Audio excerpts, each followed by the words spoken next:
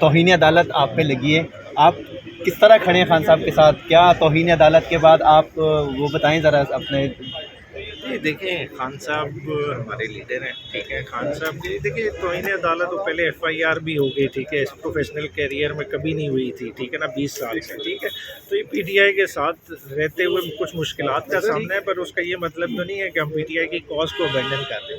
انشاءاللہ تعالیٰ خان صاحب کے ساتھ کھڑے ہیں، خان صاحب کے نظریے کے ساتھ کھڑے ہیں۔ مشکل وقت آتے رہتے ہیں، پارٹیز پہ آتے رہتے ہیں، ہم سے پہلے بھی پارٹیز نے پرابلم فیس کی، چلیں ہم پہ ذرا ایک ایکسٹرا آرڈنری پریشر کا لیول آ گیا، مگر ہم اپنے موقف پہ قائم رہیں گے۔ اچھا سر، چودھری صاحب کی PTI میں شمولیت کو کیسے دیکھتے ہیں؟ پنجاب میں PTI کیا آپ کو لگتا ہے اب دوبارہ گراؤنڈ لیول پہ آ جائے گی؟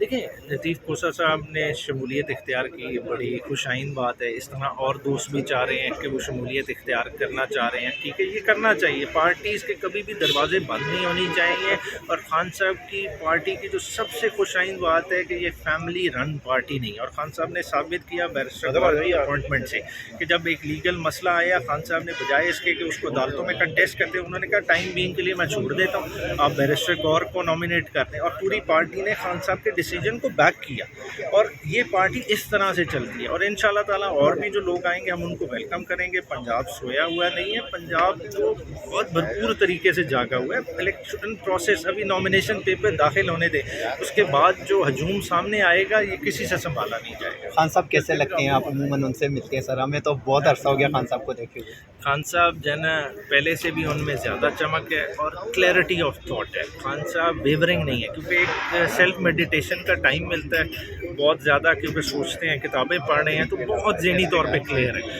اور ایک کمپلیٹ گیم پلان کے ساتھ آ رہے ہیں، جس طرح ہمارے ساتھ 2018 میں ہوا کہ